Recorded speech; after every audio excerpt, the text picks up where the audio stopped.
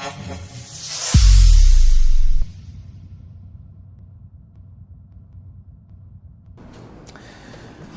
malam ini kita sambung lagi dengan pengajian Kitab Allah Syariat dan Hakikat. Sebelum itu, mari kita bacakan Ummul Kitab dan hadiahkan kepada pengarangnya Walid Al-Malik dengan niat mudah-mudahan Allah kurniakan kita keberkatan ilmu. Al-Fatihah. A'udzubillahi minasyaitonirrajim. Bismillahirrahmanirrahim. Alhamdulillahirabbil alamin, arrahmanirrahim. Maliki yaumiddin. Iyyaka na'budu wa iyyaka nasta'in. Ihdinas siratal mustaqim. Siratal ladzina an'amta 'alaihim ghairil maghdubi 'alaihim waladdallin. Amin. Baik, pengajian sampai Isyak ya. Sampai Isyak sikit. Kita berhenti azan. Baik. Baik, malam ini kita masuk dalam bab yang baru, muka surat 37. Tauhid setinggi-tinggi ibadah. Tajuknya malam ini, Tauhid setinggi-tinggi ibadah. Apa maksudnya? Maksudnya kemuncak kepada ibadah kita, pengabdian kita kepada Allah Subhanahu Wa Taala adalah Tauhid. Tauhid itu bukan sahaja kemuncak ibadah, tapi paksi kepada seluruh ibadah adalah berdasarkan kepada Tauhid. Apa itu Tauhid? Pengesaan kita kepada Allah Subhanahu Wa Taala.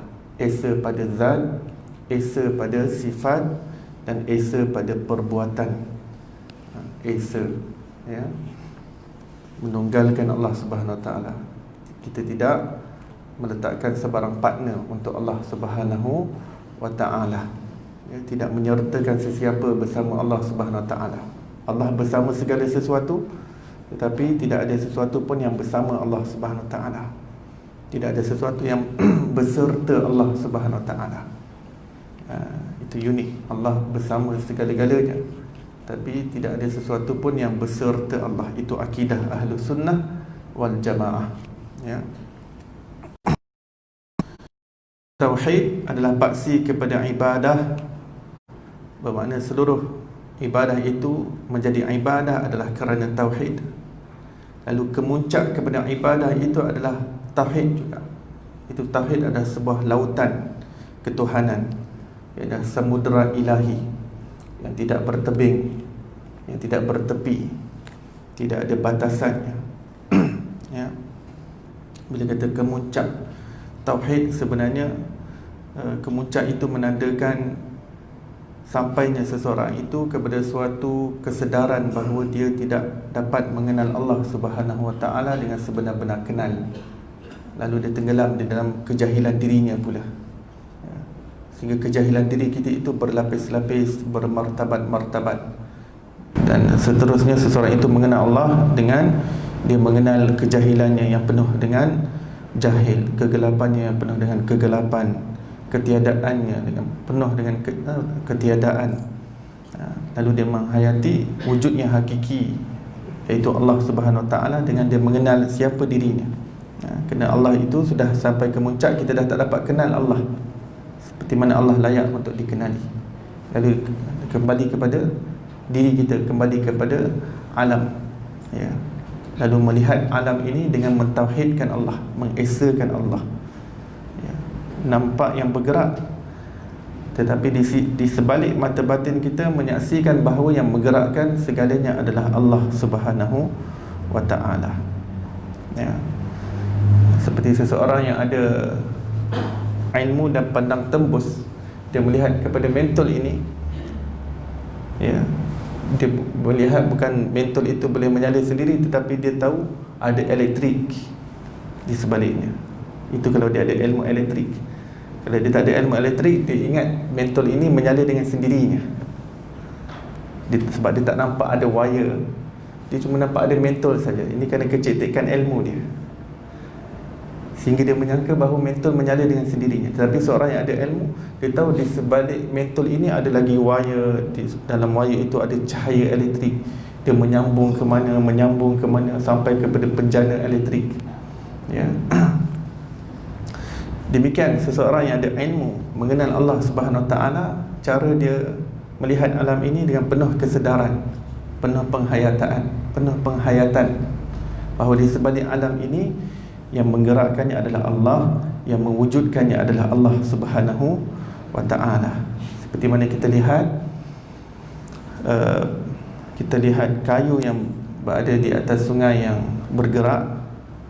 Dengan aliran sungai tersebut, kita melihat bahawa kayu itu tidak bergerak dengan sendirinya. Kita meyakini bahawa bergeraknya kayu itu kerana ada aliran sungai itu yang mengalir, lalu bergeraklah kayu itu, yang mana dia tidak bergerak dengan sendirinya. Maka demikianlah seseorang yang ada ilmu mengenai Allah, semakin kuat penghayatan tauhidnya, semakin dia melihat alam ini esa pada perbuatan Allah Subhanahu wa ta'ala. Allah mengatakan, wallahu khalaqakum wa ma ta'malun. Allah menciptakan kamu dan menciptakan perbuatan kamu, ya. Wahai para pecinta Allah, jumhur ulama al-Asy'ariyah dan al-Maturidiyah mentafsirkan iman itu dengan tasdiq. Sepakat Asy'ariyah dan Maturidiyah, seseorang itu valid imannya apabila dia ada tasdik. Apa itu tasdik? Percaya. Percaya yang bagaimana? Percaya yang dia membenarkan dengan hatinya. Membenarkan. Apa maksud membenarkan? Percaya sebagai benar. Percaya, meyakini sesuatu itu sebagai benar, ya, itu membenarkan dengan hati. Maksudnya hati tidak ada keraguan tentang sesuatu itu. Dia tahu perkara itu benar. Itu tasdiq. Lalu dia membenarkan. Bila ada orang kata kepada kita Allah itu wujud, hati kita membenarkan tanpa ada keraguan, walaupun mata kasar tak pernah nampak zat Allah Subhanahu wa ta'ala, ya. Sebab sekarang orang nak bagi tahu pada kita sesuatu yang kita tak pernah lihat dengan mata kepala kita. Tapi iman itu ianya adalah percaya kepada yang memang tak nampak dengan mata kepala. Alladzina yu'minuna bil ghaib. Permulaan surah Al-Baqarah, Allah Ta'ala ceritakan, Alif Lam Mim, inilah kitab yang tidak ada keraguan sedikit pun di dalamnya, hidayah bagi orang-orang yang bertakwa. Siapa orang bertakwa? Kriteria yang pertama, orang yang percaya kepada ghaib. Kita dibagi tahu oh Allah itu wujud, tanpa ragu-ragu hati kita benarkan, benar Allah itu wujud. Biarlah sepanjang hidup saya, mata kepala saya tak pernah nampak zat Allah Subhanahu wa ta'ala. Biarlah. Cukup alam ini berjalan dengan begini harmoni, dengan begitu hebat, adalah sebagai bukti wujudnya Allah Subhanahu wa ta'ala, ya. Sebab selama ni pun kalau saya tengok lori, kalau dia berhenti pun dia guna brake angin. Angin tu pun saya tak pernah nampak, ya. Angin tu sendiri saya tak pernah nampak, tapi dia boleh berhentikan truk yang begitu besar sekali. Selama ni pun saya hirup oksigen, saya pun tak pernah nampak oksigen tu, tapi itulah menyebabkan asbab saya boleh hidup. Jadi untuk percaya benda itu wujud, tak perlu tunggu sampai mata kasar saya melihatnya baru saya nak percaya. Cukup alam ini tercipta dengan begitu hebat, berpasang-pasang. Allah Ta'ala ciptakan dengan begitu indah. Siang dan malam Allah Ta'ala pertukarkan. Langit dan bumi diciptakan, gunung dipasakkan, ya. Sudah cukup, ya. Orang Arab Badui mengatakan, cukup aku mengetahui bahawa di sebalik alam ini ada Tuhan yang menciptakan. Apabila aku melihat kalau di atas padang pasir ada tapak-tapak kaki unta, itu bukti ada unta yang lalu di sini sebentar tadi, ya. Dia tidak boleh tercipta dengan sendirinya tapak-tapak kaki unta. Maka alam ini mustahil terjadi dengan semula jadinya, secara kebetulan, tanpa ada pencipta, ya. Itu tasdiq, ya. Itulah iman.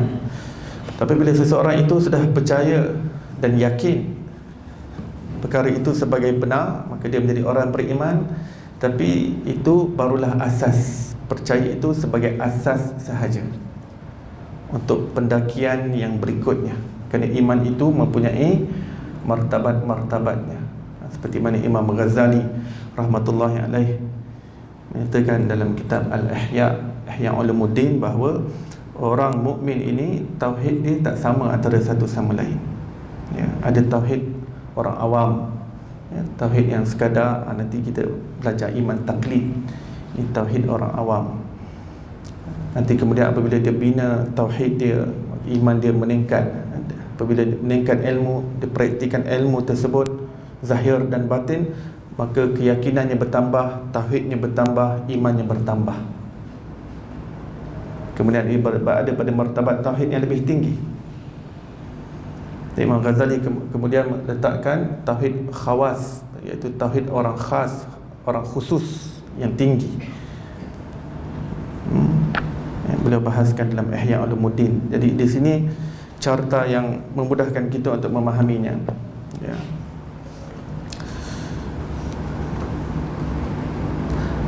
Jadi tasdik tadi, percaya tadi, dia umpama foundation. Kita nak buat bangunan, kita tanam pasak dia, piling dia, kasih kuat. Tapak mesti ada. Macam mana nak buat bangunan kalau tapak tak ada? Di tasdik ni dia tapak.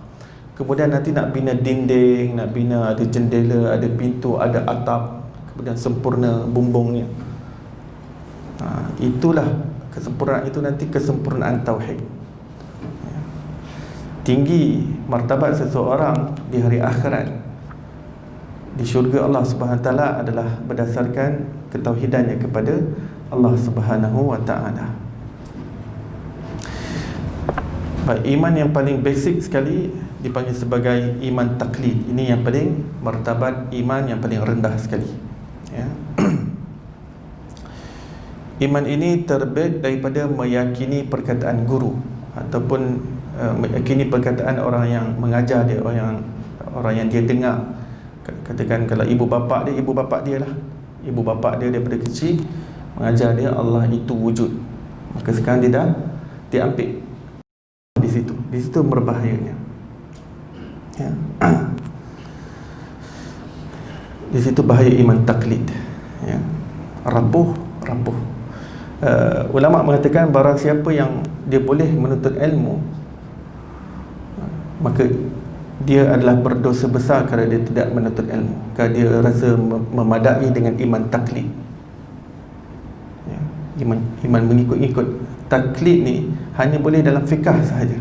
Fikah ni kita taklid mazhab Syafi'i. Jadi kita dah tak perlu tanya dalil lah, ya. Tak perlu tahu dalil, sebab dia tak mengganggu mutu dan juga kualiti ibadah kita. Contohnya, esok subuh kita doa kunut subuh. Apa dalil kita kena baca doa kunut subuh setiap hari? Riwayat itu daripada mana? Daripada kitab hadis yang mana? Apa status hadis? Status hadis kunut subuh. Sahabat Nabi yang mana yang meriwayatkan kena kunut subuh? Sahabat Nabi yang mana satu? Baik, tabi'in yang mana satu yang meriwayatkan daripada sahabat kita kena kunut subuh? Ini semua tak wajib untuk orang awam mengetahuinya. Ini adalah dalam arena ulama yang perlu tahu dalil, ya. Orang awam didengar ustaz cakap, orang alim cakap, di sunnah muakkadahkan ataupun sunnah sunnah ab'ad, kita panggil sunnah ab'ad, doa kunut setiap subuh. Dah cukup kita ambil apa yang ustaz cakap, ya. Walaupun tanpa mengetahui dalil, dia tak mengurangkan mutu ibadah kita. Yang boleh mengurangkan mutu peramalan agama kita adalah dalam bahagian akidah, dalam bahagian tauhid. Bahagian tauhid kita tak boleh hanya mengikut-ikut saja, tak cukup. Dalam fikah tak apa. Dalam fikah bahkan memang begitulah caranya. Cukup. Imam Syafi'i kata dalam wudu basuh kepala 3 kali. Kita nak cari hadisnya, kita tak akan jumpa, susah nak jumpa.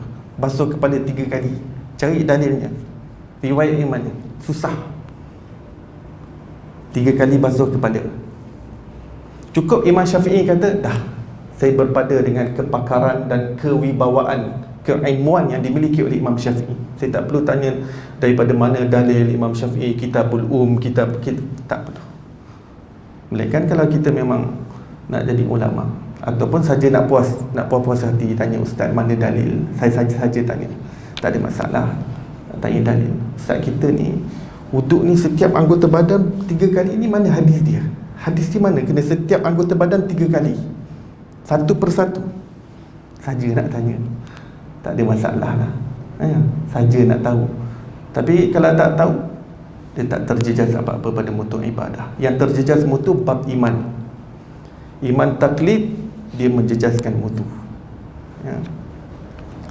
dia kena berilmu. Dalam hal mengenal Allah, dia tak boleh kita ikut begitu saja. Kita kena bina sendiri dalam dalaman kita, dia kena bina sendiri dalam batin kita. Sebab dia pengalaman rohani kan. Tauhid ni dia pengalaman rohani. Jadi kita sendiri yang kena merasai tauhid itu. Sebab tauhid ni bukan sekadar teori, dia bukan sekadar perbincangan ilmiah. Dia hakikat yang tiba dalam jiwa kita, yang kita dapat rasa dia. Sebab tu dalam Islam ni, kita dengan ilmu ni sebenarnya tak berpisah sebenarnya hakikatnya. Ilmu yang kita pelajari ni, hakikatnya sebenarnya tak berpisah daripada kita.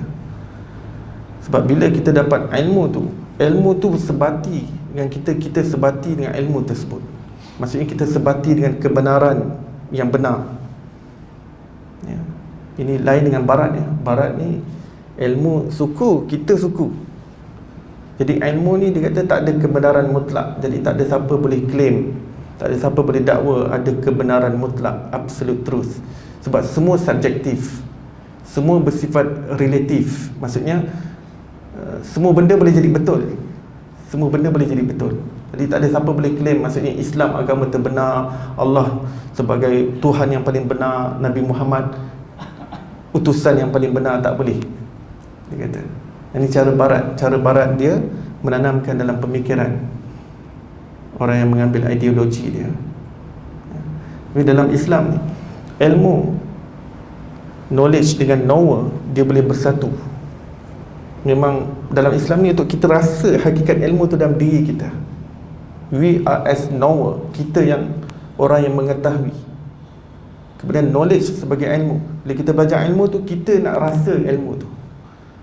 Benda ni tak ada dalam barat. Barat ni tak ada. Tak ada nak rasa-rasa spiritual ni, tak ada.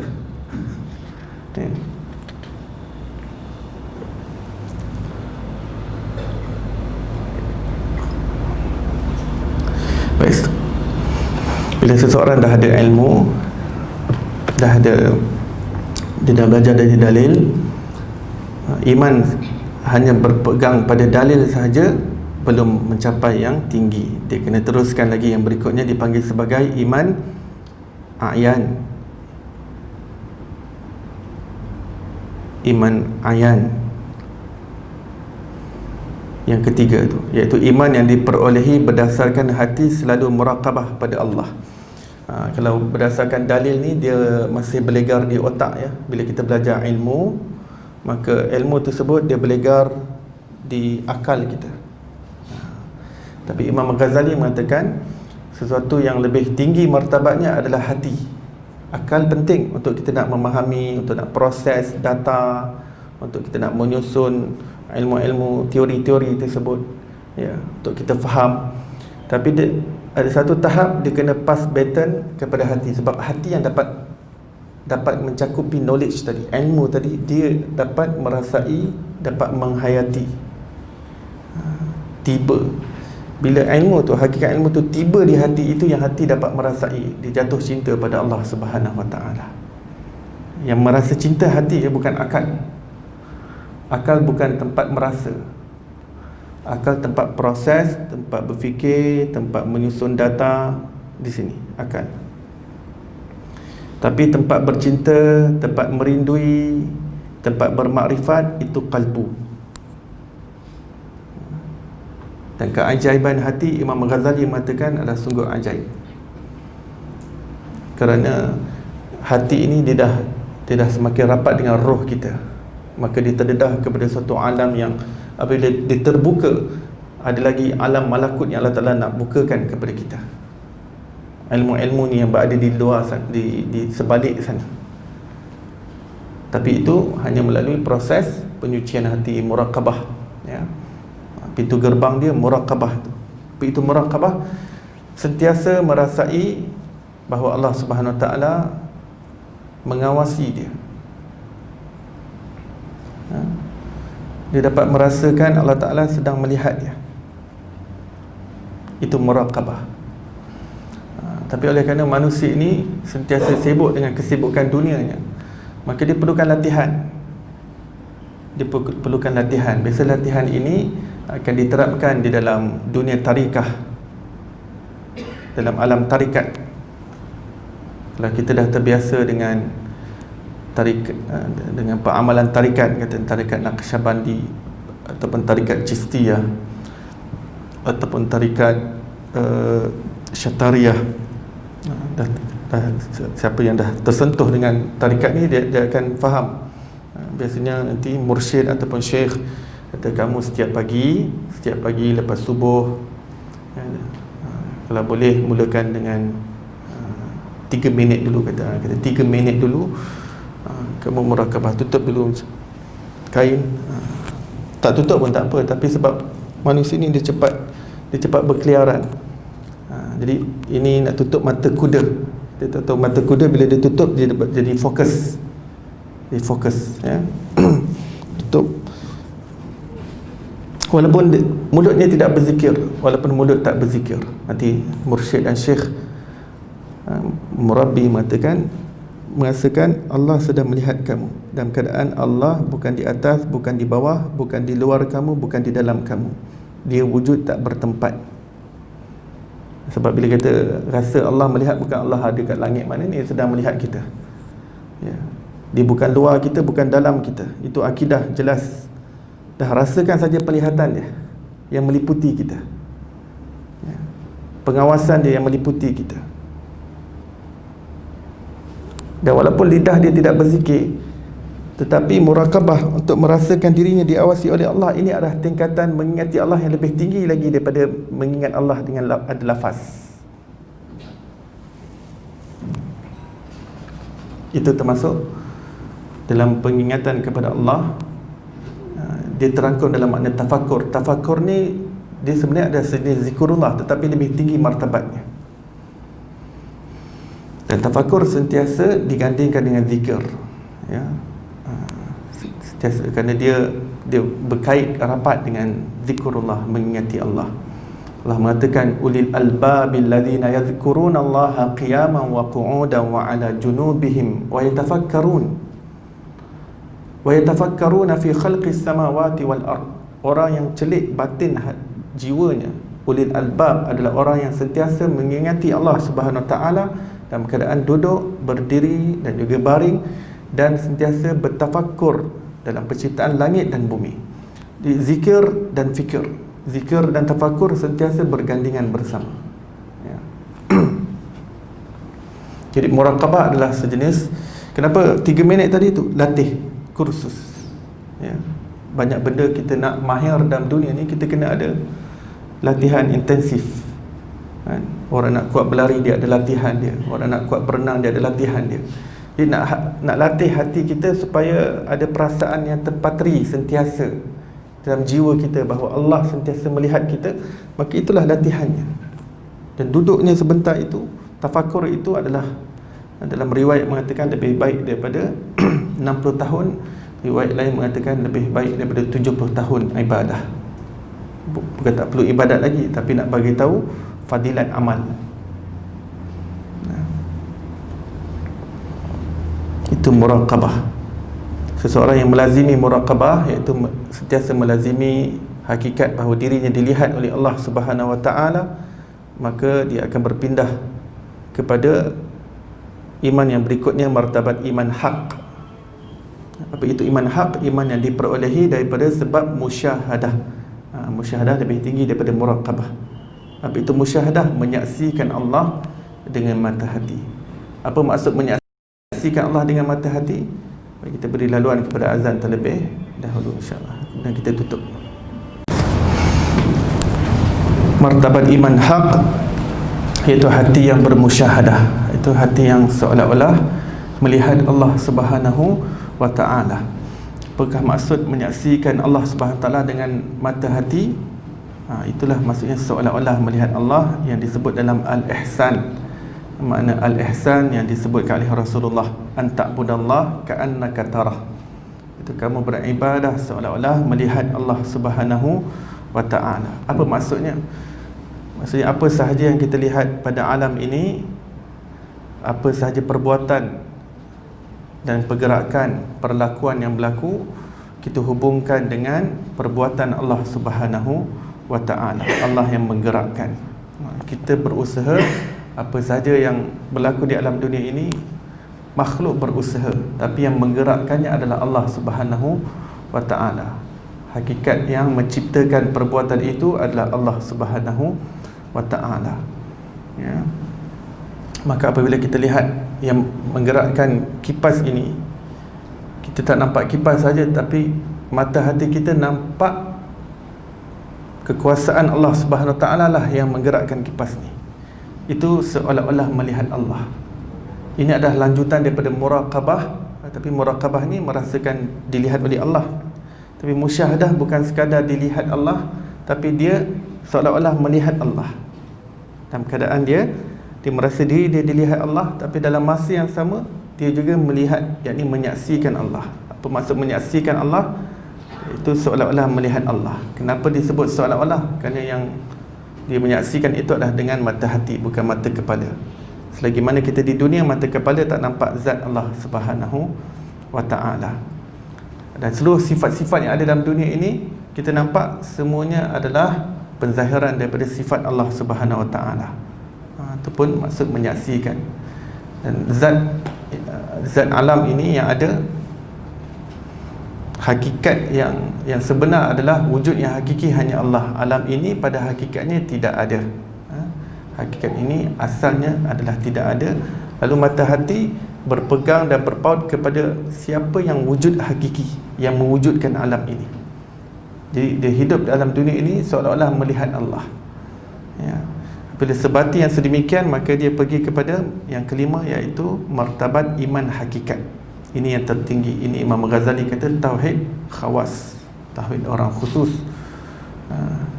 Dengan penjenihan hati, penyucian jiwa, dengan banyaknya tafakur, banyaknya berzikir, sentiasa tenggelamkan diri ini dalam lautan sifat, lautan perbuatan Allah Subhanahu wa ta'ala, maka dia sampai kepada iman hakikat, iaitu iman yang diperolehi daripada keadaan fana yang lain daripada Allah dan tiada bersaksi kecuali kepadanya. Maksud fana apa maksudnya? Maksudnya dia dah tenggelam, dia dah tak nampak segala sesuatu. Ini adalah natijah kecintaan yang terlalu mendalam, sampai apa yang dia nampak segalanya mengingatkan dia kepada siapa yang mewujudkan alam ni. Itu natijah cinta.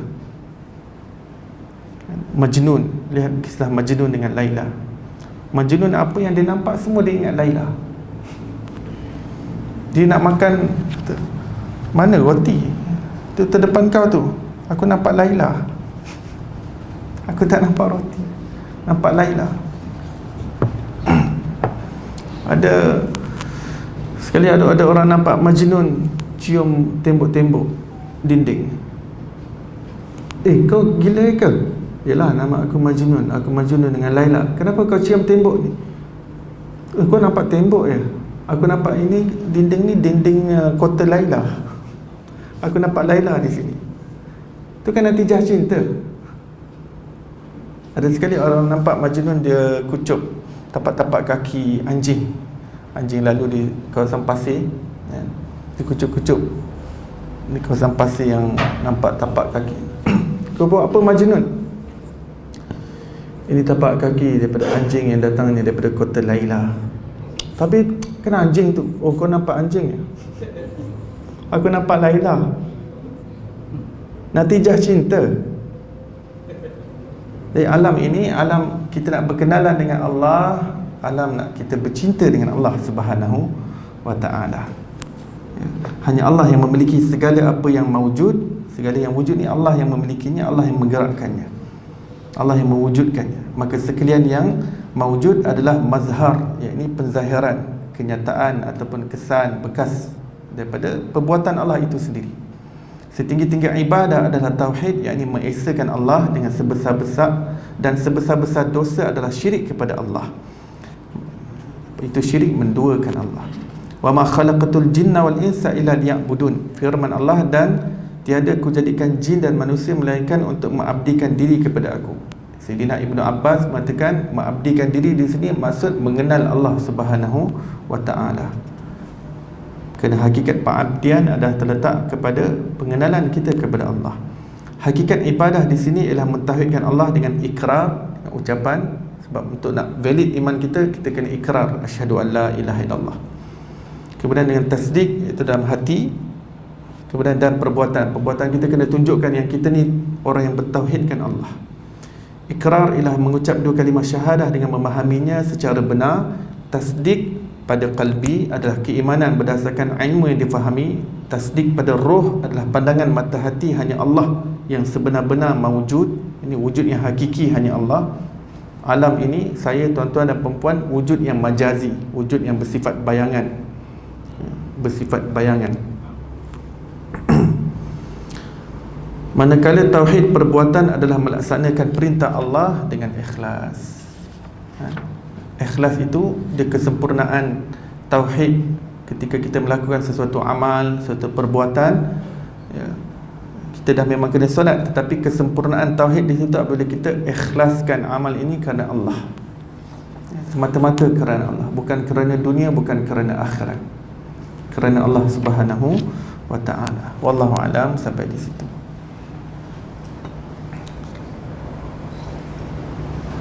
Berkenaan dengan menyaksikan Allah dengan mata hati ataupun dipanggil sebagai al-ihsan, ya, iaitu seolah-olah melihat Allah Subhanahu Wa Taala.